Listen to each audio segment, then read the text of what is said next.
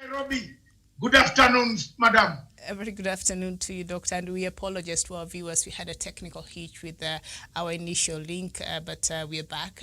We apologize for that, and welcome back. Yeah, before we left, Karen was on the floor.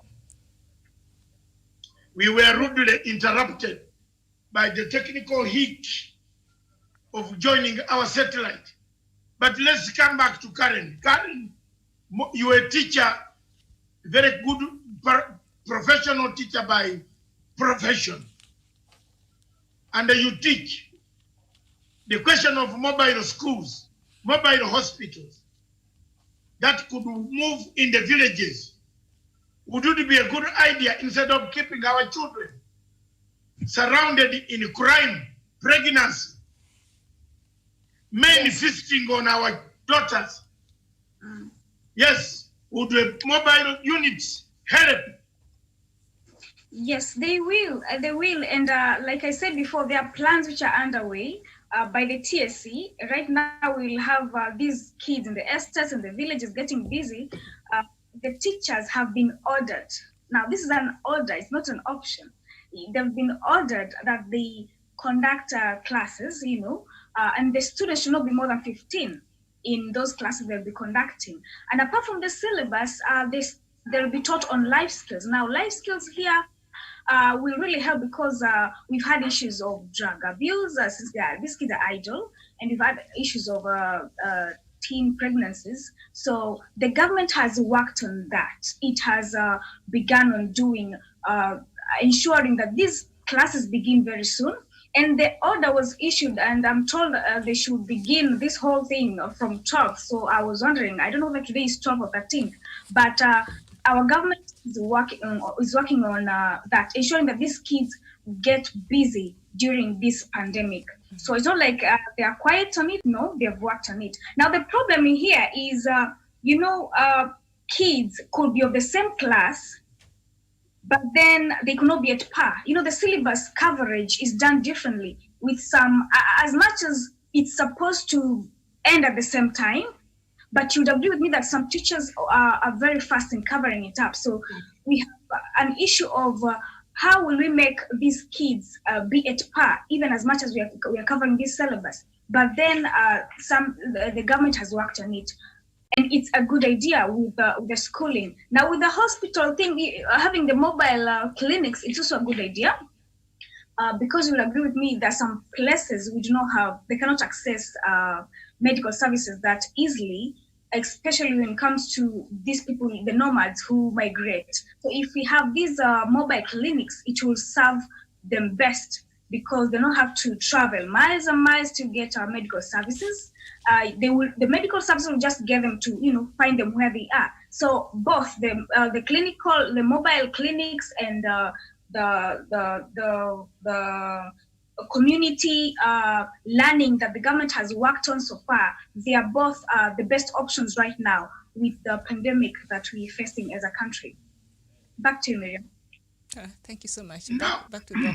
Now, Miriam, let's introduce another element, the element of corruption.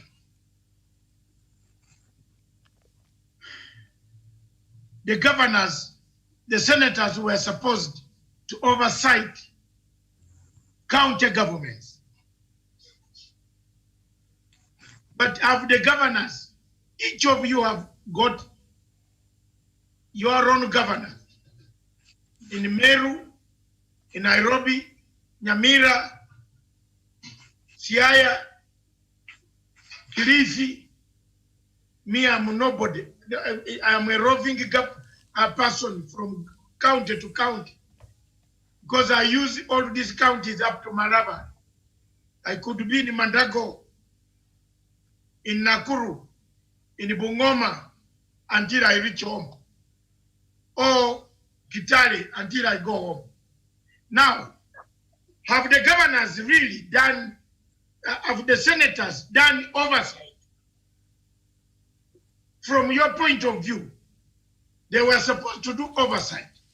They have left oversight. They are now going to make money bills Were they supposed to do money bills or oversight? Miriam, there's a section of oversight. Let Miriam read for us what the senators are supposed to do, apart from impeaching the president.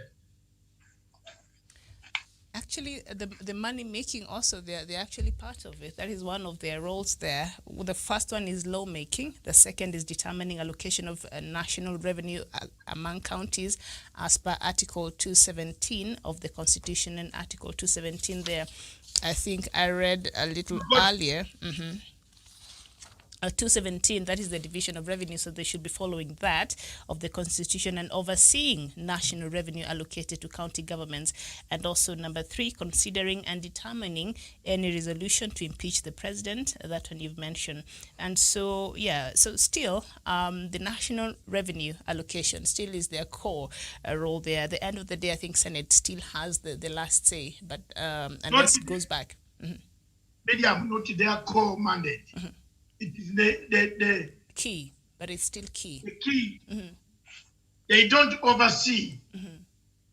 Because now the Commission of National Allocation, the national allocation of funds is done by the CRA, isn't it? It is above the Senate because it's independent. The Senate can only discuss and propose. They don't make the law. The parliament makes the law on how money will be distributed. I think that's where the senator has gone wrong. The senator has gone wrong on that one. I leave it to my fellow panelists to bring in what they know. Dr. Matsanga. Oh, no. Okay. Yes, Dr. Matsanga, also to look at this issue of revenue allocation, you know, the terminology that has made it is that what we call marginalizations. And people need to bring this particular term, marginalization, into context. And I'll do it by an example. Miriam, what do you take of a Maasai man who lives, let's say, in Oldonyo Sabuk? And this man has more than 2,000 acreages of land. He has livestock up to maybe 800 herd of cattle of 800 and goats and maybe some other kind of poultry that he's keeping in Oldonyo Sabuk. But this man does not have maybe a clinic within a radius of 20 kilometers where he lives. So, and you have another man in Homa Bay who is a graduate, who is living on maybe let's say a quarter of a plot with a family of let's say 5 children with no job and with a hostel within the radius where he's living in Homa Bay town. Now, when you look at issue of marginalization, this man in Homa Bay lives below poverty line with no job opportunity, but with an education. And this man, Maasai man in Oldonyo Sabuk, he has 5,000 acres of land. He has more than 800 herds of cattle. But the only thing that he's missing is a hospital and a school within that range. When you are doing revenue allocation, who is a marginalized person between the two kind of individual of citizens?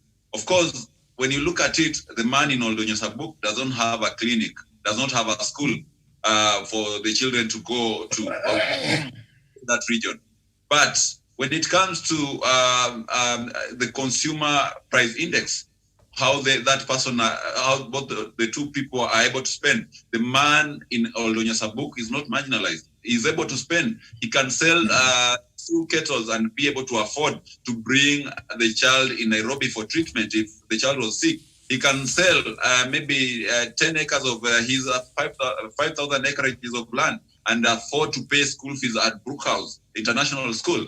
So when you do revenue allocation, you'll do it in such a way that you are able to give a hostel and a school to this man, Maasai man living in a massive land in Oldonyo Sabuk. And that amount of money that will be spent to build school and a hostel for him will not be the same amount of money that is needed to create an industry in Homa Bay, which will be able to absorb this graduate who is also unemployed and living below the poverty line. Of course, it's more costly to build an industry than it is to build a hostel or a school. So that is what even an economist will tell you. So to make sure that these people have the same, they have the same figure in terms of consumer price index, then you have to make sure that you reach out to their immediate needs accordingly. And this depends on what the circumstances around them need. So when you do revenue allocation, that is the procedure you should follow to make sure that we have a balanced growth. We have every citizen's welfare taken into consideration. So when you allocate funds, of course, the money in the book has to get, let's say, like 20 million to cater for a dispensary and a clinic. But for you to establish an industry, you'll need more to do so. So when you look at marginalization, don't just look at the land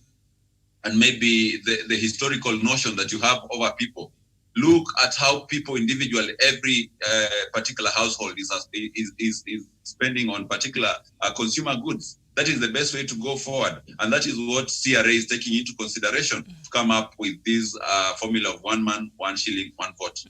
And if I was to go by your example, Daniel, that you've given, the man in Homa Bay and the man in Old Onusabuk, assuming. So what you're implying is the one in Homa Bay has gone to school, is a graduate, and is lacking a job, and the other one has cattle and his needs are less in terms of looking for a job and all that. And that is the thing that perhaps the man in Old Onusabuk needs to be corrected, because perhaps he could not access school because of the school that was near them was really not near, was really, really far. So we cannot assume he does not need a school, and because the people from there are not known to, perhaps they don't have access, And I'll go back to your argument that you made earlier there in trying to address the issue of marginalization, and we were using education as an example, and you're trying to come up, you actually gave a very good solution to that. So I would hope that the people who are watching, that is something they took into account, because as much as a child from Homa Bay can walk to school and come back because of our cultural, settings, you're able to go and come back. We don't move like that. But the people, a child in Maasai land, for example, a boy might be forced to go, take care of the cows together with the father and miss out an opportunity, to go to school, and the girl might be forced to go and marry early because of whatever reasons, and the cultural practices among that. So the solution you had offered earlier there was a permanent one, I think, which might go a long way in even making these other communities be lifted in terms of, education. You cannot just assume just a part of the country is what needs more education compared to the other one, and the opportunities that are out there, perhaps they don't require them much compared to the other ones because of the level of education and all that. So in that regard, you said perhaps we build like boarding schools so that we're able to encourage, and we put incentives like perhaps free meal from the government and things like that, so that will encourage the children from these communities to be coming. And when they have a place, they don't have to walk kilometers away. Say you'll be going home over the weekend, but over through the week you're in school, you're learning. It's a boarding school, you're given food there. So the government should be looking at some of these things and incentives and the needs of the children in that part of the country as compared to the needs of the children in another county who might not have a similar challenges when it comes to accessing education and things like that. Yes. Okay. Let me ask you one question. Mm-hmm. A child in Turkana, a girl in Turkana who grows up at the age of 6 or 5 is taught how to cock AK-47. And at this time, don't bring me any laughing matter, because these pictures are there. We have seen that Onyali is running away because this is coming to you. A child in Suguta Valley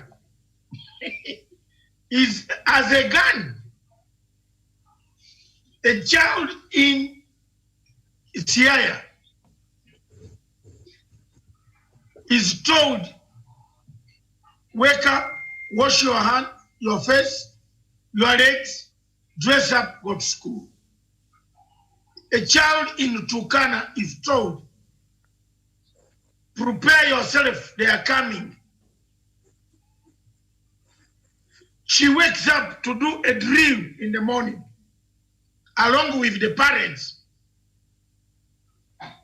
Whose problem? I'm asking. I'm just only asking. Whose problem is this media? Is it our problem? Is it the problem of a person in Siaya? Or a person in Kiambu? Or a person in Kakamega? Whose problem is it? It is our problem as a No, wait. community. Don't say ours, because yours in Kiambu is not waking up to go and prepare for enemies. But the child in Turkana is taught, has been a mindset in poison, that the West Pokot are coming to kill us, or Oromo are coming to kill us. Miriam, that's why I want us, this topic is good to discuss, to remove those bottlenecks. Yes. This is why we are lecturing. We are not doing news. Let the people pick what they can. Why should a child in Karamoja, in Turkana, grow up with Muzinga, ya AK-47 here? The mother is breastfeeding, and the AK-47 is lying here. Will that child grow up, even if you build 200 schools? Will the child go to school? Can we address the insecurity that forces them to have the guns then? Now you are coming. Now you are coming. Why should we not talk of insecurity in Turkana, but talk of taking money to pay salaries, where the workers who are supposed to civic education to remove insecurity don't do the work? Whereas, if you take the money in Muranga, every child in Muranga grows beans, grows maragua, managua, all these things. I don't know what I'm calling the Maragua or Managua. Maragua is a place. Managu. Managua. Every child in Kisumu knows another activity to do is fishing. But you can only go to the sea when you are grown up. I don't think people in Kisumu, Homa Bay, Siaya, they send their 5-year children. They do. On the Actually, Lake Victoria. It's a challenge there. Children from the lake don't go to school as much because they're involved in money-making activities at a very young age. So that is also a challenge over there. Let's remove that challenge. We are looking for national uniformity. Equalizing. Miriam, I told you there is no world that is equal. There is a world that is balanced. There is no equal world. It's a balanced world. Kuweka minzani na minzani huko. Onyali will agree with me. We don't have an equal world. But we have a Karen balanced world. agree. Yes, I agree with you, Doctor. Thank you. No equal world. Let's only be sympathetic and say, whereas we need this money, this side, the other people also who were left on a maram when Jesus used tarmac to enter Jerusalem. Onyali has never answered me my question all the time on this show. On why use the donkey? Yes. It was the fulfillment of the prophecy, and it was a sign of humility. What is humility to who? It was a sign of humility. To Yes. who? You To the beggar? No. To the thieves in the temple? Or to who? Remember, Jesus had left people eating food at a Capernaum, isn't it? Oh, yes. He left them eating. And the more people kept on coming from the Sea of Galilee. They were hearing story. Ndugu yangu, wacha tuambiane ukweli. You teach me Bible here. All along was Jesus giving humility to where? To who? Fair enough. One, it was a fulfillment of the prophets. That's agreed. Two, it was a sign of humility. The Jews then, they expected their king to come, who will come in might in chariots. Are you getting that one? So that's why he had to use the donkey. Okay. Yes. Why do you collect a palm tree? Why do you put a palm tree on the road? Yes, and Dr. Matsanga, maybe just to give. Is it also a sign of Fine. When kings or kings walk, there's carpet which is being rolled. So the putting of the Songa, it brings us to the red carpet. Yes. So why do you want us to be equal? And let me just ask Miriam, perhaps, and Professor, I think I have a point here.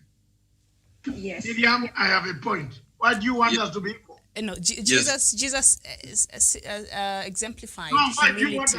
Even the palm trees exemplified humility compared to the luxurious life the Pharisees That's correct, were living. So let's not distort the gospel. Let's not distort the gospel. Why? And you're not the point. You know why Crafty put Wesonga? The two guys, you cannot manage them unless we combine forces. We cannot distort the word of God. Let me tell you, they are turning to God. Yes. Humility. No. Humility. Now, no. Servant leadership. That was what. Wesonga. Yes. Wesonga. Dr. Matsanga has a very resonating point about this. You understand, Muammar Gaddafi was the most progressive leader that Libya ever had, and he is known for his clear track record of building better housing for Libyans, and he made it quite affordable. But from the community that Muammar Gaddafi came from, it was a nomadic Arab community in Sit, and whenever Muammar Gaddafi went back to his own village, he could sleep in a tent. And that is what his people used to sleep in. They used to live in a tent. And whenever even he could go in other Arab nations for summits, he used to move with his own tent to sit there. And he understood he could not build for his desert people apartments that he built in Tripoli and other major Libyan cities. So he looked at what they needed as per their culture. They needed boreholes for their animals. They needed maybe access roads to transport their meat and every necessity that they needed from the capital to where they lived. So this is the same point that Dr. Matsanga is bringing on board. Why should you, someone who needs maybe whose culture dictates that they should be sleeping in tents and they believe that is the best they can ever have as a people? Why do you build them apartments when they need tents? Whatever they need is not apartments. They need boreholes. Why don't you give them boreholes? And that is the whole point. I've not heard them ask for apartments, though. I've not heard them ask for these things. They're asking for the basic. They're saying, can we also have enough health centers? Because we agree, Doctor, we agree that we cannot all be equal, but there can be a balance. So therefore, a devolution has come, a bit of some change has been made, but we've seen also the county governments have been a source of corruption and they have not been able to fulfill some of these things that they're supposed to be fulfilling for their people. But we cannot go ahead and delegitimize some of these issues that should be addressed, therefore. So what now can we perhaps offer as a solution? Should the national government now perhaps come in and say, in Wajir County, we see there's a lack of this amount of schools. So using the statistics that the government has, can we now, as a national government, we offer we are going to build, say, two Yes, schools we for this both. section, and perhaps you can build this. So the national government takes up this issue. So this does not become the bone of contention every 5 years when we're talking about revenue allocation, so that it's able to be done, because this leadership in the counties have failed the people over there, Doctor. So this will continue being an issue. So it has to be addressed, and that is the point I've been trying to make since 10-20. Miriam, No. You have been Miriam. making, Yes. you didn't tell us that is the point you wanted to make. Now you have come to the point. Yes. Miriam, Now it comes to the same point that we have said. Yes. Equalization does not occur. Yeah. Balancing The- occurs. Two, even if you build, you have been in Italy. Do you know that one house has 80 people? One, why at the beginning, why Corona hit so hard that they had to close the city? Tell me why. The community, they eat together, they put food together, they put hands together. They're communal, according to their culture. Yeah, community. You are not going to spread the people with buildings. Even if you build good buildings, these guys will come to one tent. I know the culture of the Somali people. They live in tents.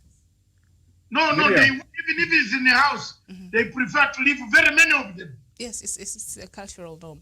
Prof. It's a culture. So you must be very careful that we should not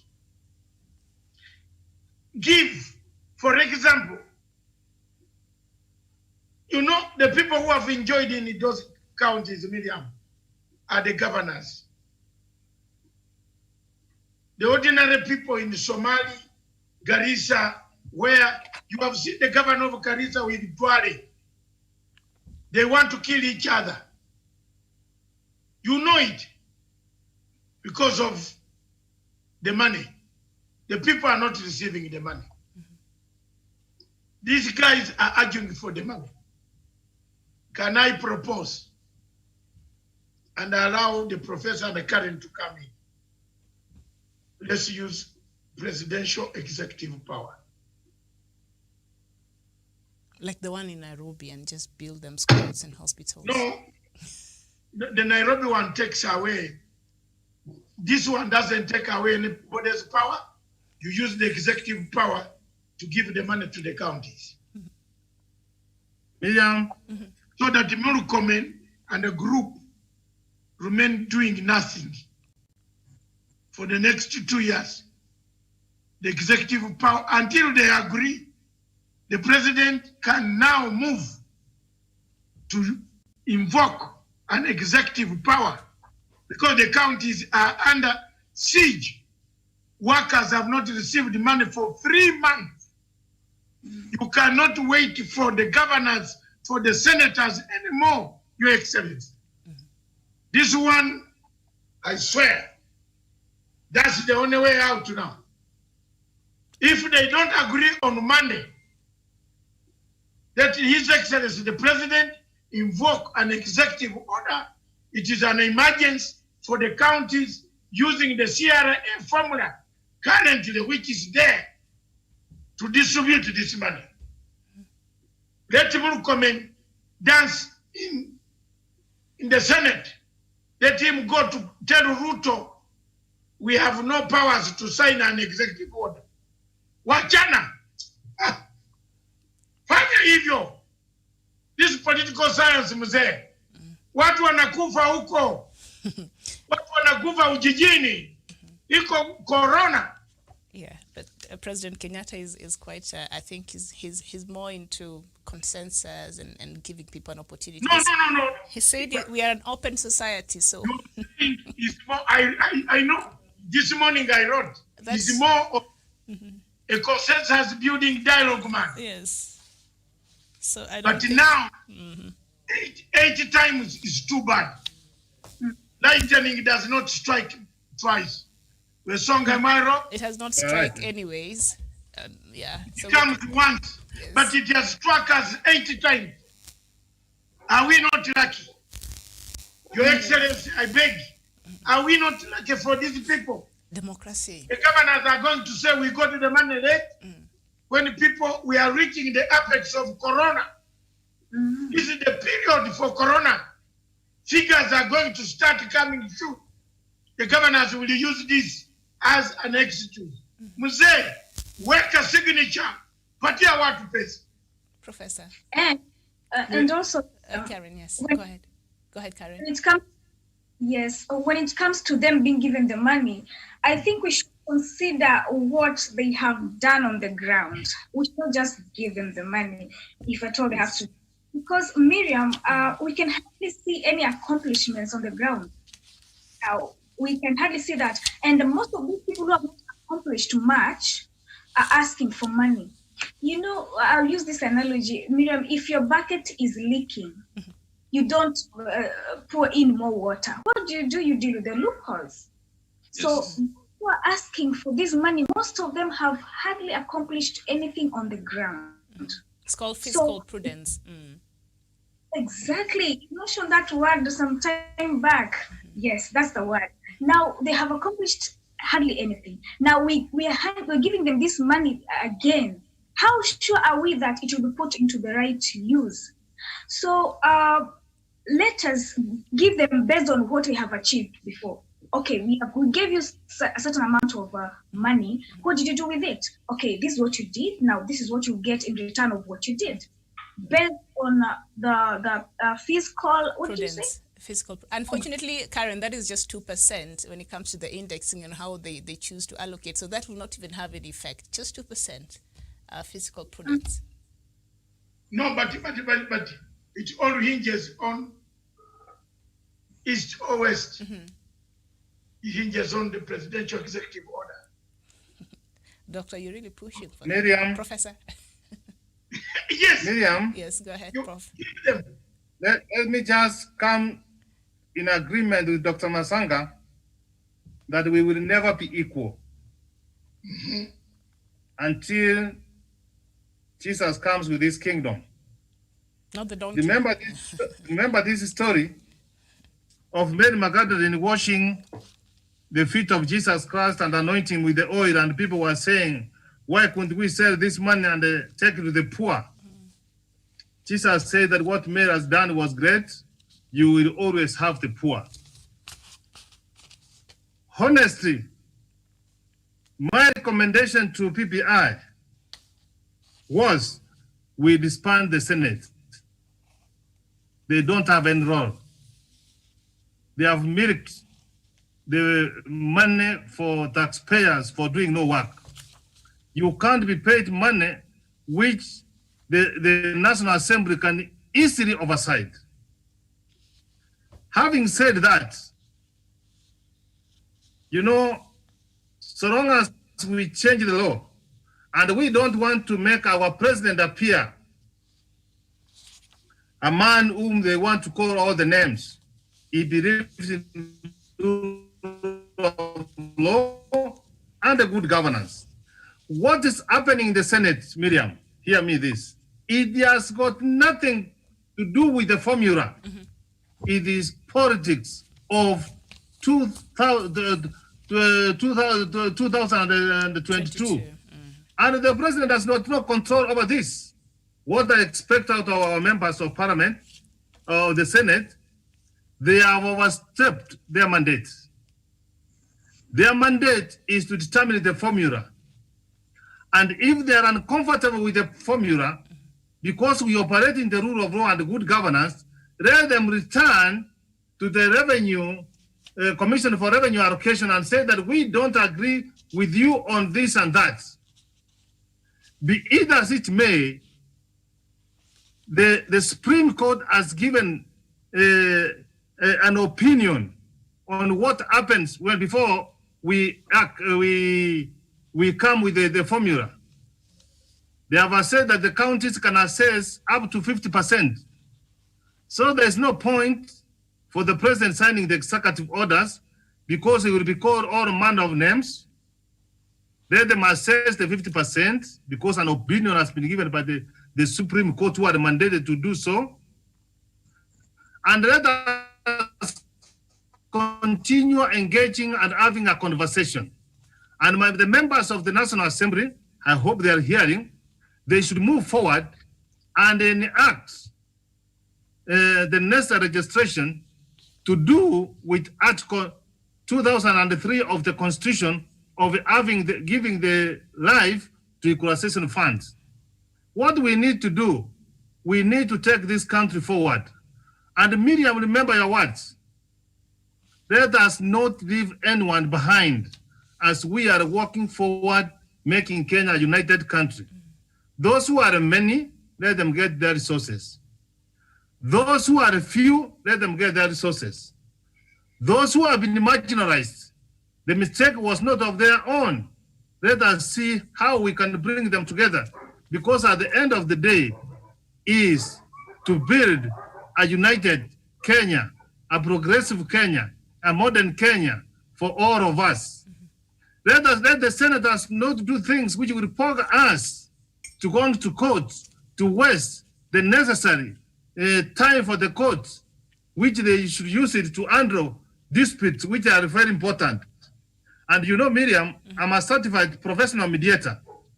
If I get the rights of Mukomen and the rights of the other side, I will successfully midwife their differences, and I will tell them, whoever is sending them to come and cut a mugumo tree with a razor blade, let him himself come with an axe to cut the mugumo tree, but he will take wrong. That is my submission. All right, and before Daniel, you come in, from what you've said there, Professor, it's politics of 2022 at play here at the end of the day.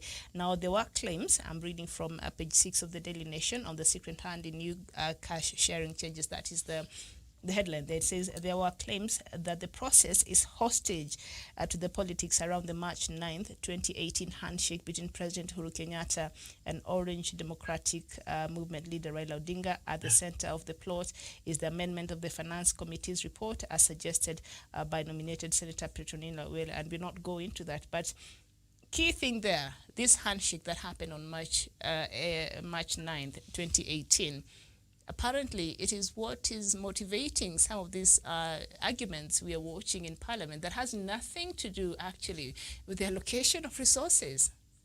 Daniel.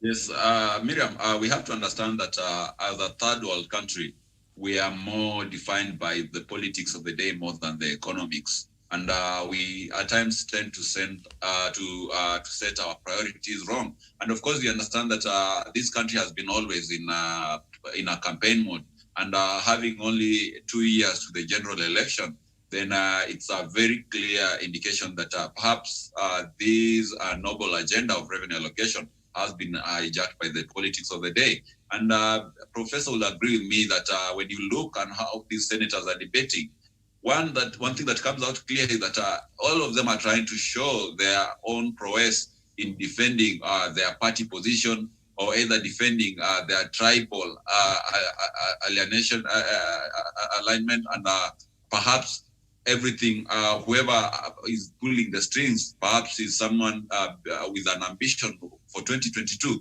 And if you read today's newspaper, it has been said that we have very powerful forces which have maybe convened to ensure that this bill goes through in the favor of the president and the former opposition leader Raila Odinga. So that tells you that we do have a lot of high voltage politics being played behind the scenes. So, to me, I think the whole agenda has shifted from being economic to being political. And that is why we are having a stalemate.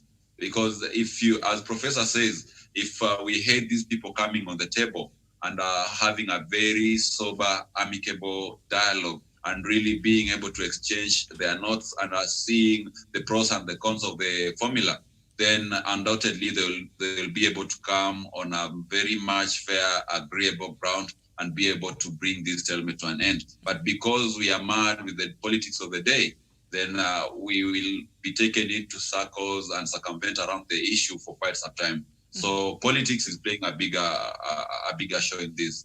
All right, and you've used their very interesting words that I've not really seen there in Senate when they're debating on this.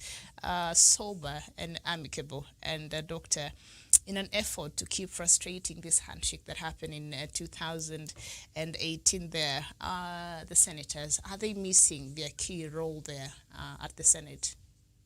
Some of them who are using this. Miriam, before Dr. comes, because I want to step, I have another meeting in 10 minutes. All right. Let me tell you this, and I want to be very straight, Dr., and hear me this. The 19, is it 19 or 18 counties which were losing the revenue, purporting losing the revenue? Is it 18? Around there. The senators from, I want to be very honest, and the senators from those counties have got every reason to argue the way they are arguing, because when they will go home, they will be lynched. Yes. But the problem we have is the senator for Elgeyo Marakwet. Whom does he represent?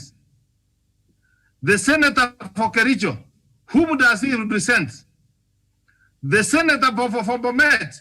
Who does he represent? The senator for Kakamega. For the senator, the senator for Nairobi. Those senators have been poached. And those are the ones who are causing confusion. And you can tell me who their master is. Are you getting it? That's where the problem is. Let us not keep on wasting around. Those 18 of them, they cannot change. They can do this one because they are going to say that we lost the money. But the ones who are receiving money, why are they refusing? It is because someone using Machiavellian from somewhere pulling the strings to frustrate the 9th March handshake is the one who is doing it. And the sooner we address this and mask this, the better, Miriam. Karen, the handshake is under attack before Doctor comes in. Yes. It all boils down now to the handshake from what we're reading. Yeah. It's under attack, and I would like to repeat what Professor has been saying. There's somebody somewhere pulling the strings, and it's good for us to know that someone somewhere is doing it, so we can know how to handle it. But I would advise the senators and those who are leading us to ensure that we maintain that spirit of the handshake and not do anything to interfere with it, because I see dividing the country now and even future. So we should work on maintaining that spirit of handshake and not doing anything that will cause division in the country. Thank you very much, Miriam. Thank you, Doctor. The handshake left a bad taste to some people then, and is still having a bad taste to some people right now. So it appears it has come back to play, and I think a few of the politicians have been waiting for this moment, really, to frustrate. Yes, to frustrate. Doctor, atasema ukweli. Miriam, Yes. I'm one of the most hated people Go ahead. because I speak the truth. There is no good blood between Brutus and Julius Caesar. Many of you who have read the book of Julius Shakespeare, the play of Julius Caesar, Maccabees, will tell me, and I'll tell you, that Brutus is plotting. Yesterday, I wrote an article. Have you seen how heavy it has been taken, Mr. Wesonga? Yeah, sure. Over 5,000 people, 6, 7 in Kenya, multiplied shared. I said there is a Brutus plotting. The man who is plotting this stalemate is Ruto, the deputy president. What walks like a duck, eats like a duck, smells like a duck, dances like a duck. Wesonga, you are my literature boy. Add there more. It's probably a duck. It's probably dark. Senator Murkomen has he can't speak without polishing the shoes of the deputy president. It was yesterday that he made a terrible mistake in parliament when he said you came to eat our money of the dams, that some senators now turned, and if the voting is going to take place on Monday, you will see how they will vote. This motion of Murkomen will not go through. If the motion goes through, the deputy president will never get a vote in Mount Kenya and this central province. Forget it. Let him go and collect the 300,000 here and there, which we shall split into several camps. We shall also get some at Akoya War. It is a good thing that has happened for the legacy of Uhuru Kenyatta. For the man to be seen clearly who he is now. There are people here hiding. Munagopa nini? Huyu mjamaa anawaambia, he's giving us a warning shot. That if you don't give me the presidency, I will create violence. Don't you see? Why is it? Today's newspaper says deep state. Define for me a deep state. What is a deep state? The Standard newspaper says there is a deep state. What is a deep state? Where is the deep state?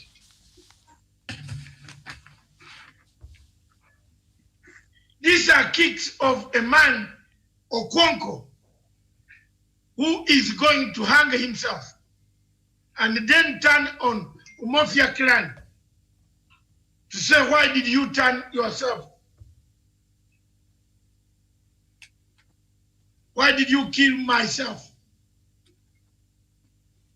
In the Star newspaper in the corner as we finish,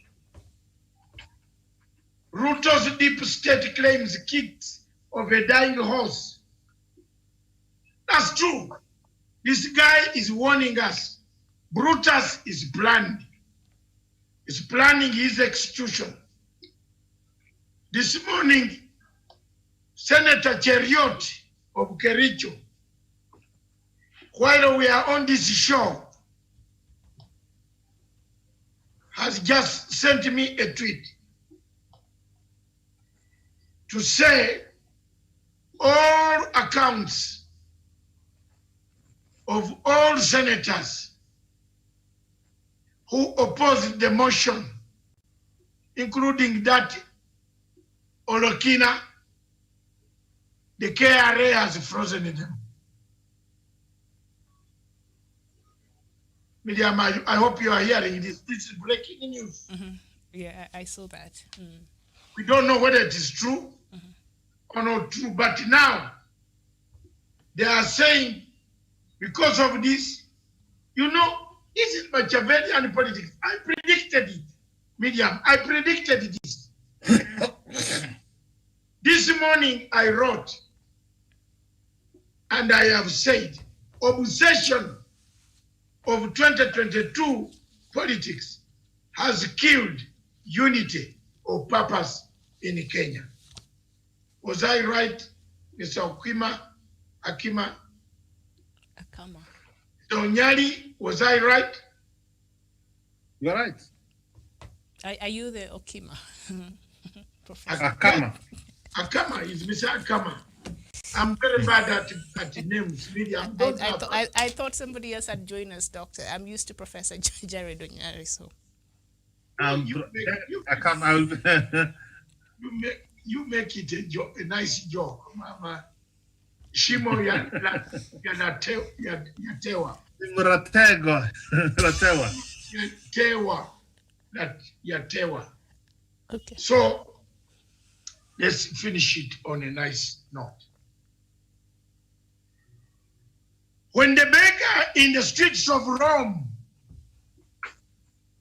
looked at the comets and looked at them for 7 weeks, the comets did not move. The senators tried for 7 times. The comets have not moved. The beggar wanted to tell Julius Caesar that there is something very wrong. These comets usually don't come for poor man, but they come to stay longer when a big man is about to have a problem. There is a Brutus and a Cassius. Remember, the Senate is the one that killed Julius Caesar. Julius Caesar was not killed by the lower house. He was killed by the Senate. So those who are watching us as we conclude, the Senate of Kenya violated the rules of CRA to debate a bill of money.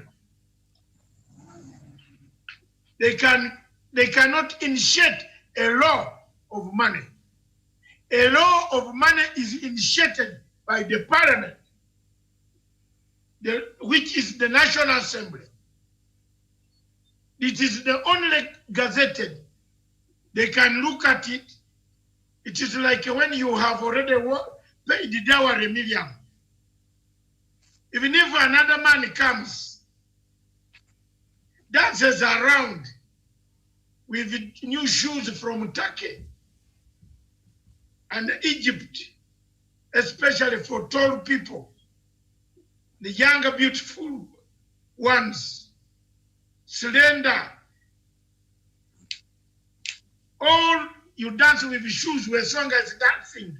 Hello, yeah, I also have come to pay dowry. Nobody will listen. When you are going to Malindi, the parents will not listen because dowry has already been paid. So the Senate is playing a game of a man who wants to pay dowry, doesn't know how much to pay, when to pay, and he's very late. In this recess between now and Monday, they will learn one hard fact, that whatever they are doing, Wamutata and Onyari will block it in court. Therefore, they will give the president ample time to do what? Invoke the executive order to give money. Thank you very much, Professor Nyali, for attending this lecture, this show. Those who have learned something. But before you leave, I and Miriam will have a show at 3 p.m. It's a simple show. It doesn't need much cracking of the head.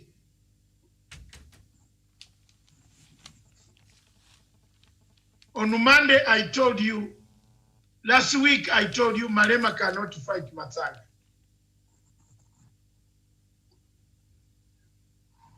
So my boys around the continent worked out a miracle. Have you ever seen Malema's passport and ID? 3 p.m., don't miss. A Songa, if you can attend, you'll be very happy like a man. The damage that we have done on Mareba, God forbid. God forbid. Professor, if you are around, don't miss.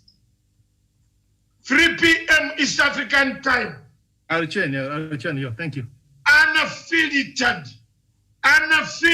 show. I told you, Malema, don't try sleeping dogs when they are lying. Leave them sleep.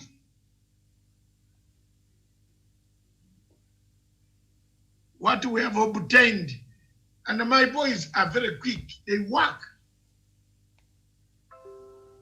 And the international, I don't think Malema will address people again. Thank you. 3 p.m. unaffiliated show. Don't crack the head too much. Come with the laughter. And I can see, I always look at Miriam to weigh whether she's going to laugh or not. Yeah, but she only does a blush. Thank you very much, Miriam. Thank you very much, in Malindi, my dear sister. You've done very well. Today, those short, sharp answers are very good. We like them. My brother, thank you. Colombo, if you are around, you can join. If not, no problem. I and Miriam, we shall be on the journey. My sister, if you are available, you can only join and laugh, because you need to learn all these topics of ours. The unaffiliated, Malema ashames Africa. That's the topic. Then we play for 6 minutes. Have you ever seen Malema's passport? We have got it. Kumbe Malema is from Zimbabwe. We've got his father, and his father is called Marema. Crossed over to Limpopo. So he lost. I told you Malema can't be the president of South Africa. Didn't I tell you, Mr. Dia, last week? Kwisha. Kumbe nyumba analala, iko mzungu anajenga. Yoyote iko kwa tape hiyo. Video. For us, we speak with facts. We don't want to lie anything. Don't tell us Kimirero Dam is 21 million when it is 7 billion. No, we bring facts. Like we brought facts about Qatar sponsoring Al-Shabaab. Can I show you something today? What I've got about the Somalia? Very bad. We know the person in Kenya whom the money passes through. If you are told that there's someone in Somalia who has a Kenyan passport, who always orders for our killings, what will you do? Miriam, won't you go to the kitchen and just set fire to burn? Don't do that. It's very serious material I have. Mm-hmm. And always trust me. I have the material. Malema, Kwisha. Malema can marry Mrs. Mugabe because he has been eyeing the baby. Thank you very much. We've done very well. Given the material, Lusaka has called me, got annoyed with me. Fine. It is me to take this burden. No problem. Yeah. I'm not the one going to move him out. I helped him last week. They wanted to bring a motion of no confidence. I stood in the middle. Now today he has told me, do I work for posho? Ugali. I work for ugali, cake. Yeye anakula cake, anataka kumpatia mimi ugali. Hiyo sukuma wiki. Hapana. Staki. Wacha wamgonge chini. All right. Doc, thank you so much. And our viewers, thank you so much. We shall see you here at 3 p.m. as Doctor has already told you. 3 p.m. East African time. Mm-hmm. Bring it on. It's like a bank.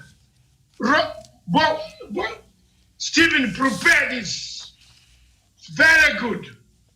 Let me send you the tape. All right, very well. So we shall see you then. Bye-bye for now. Thank you.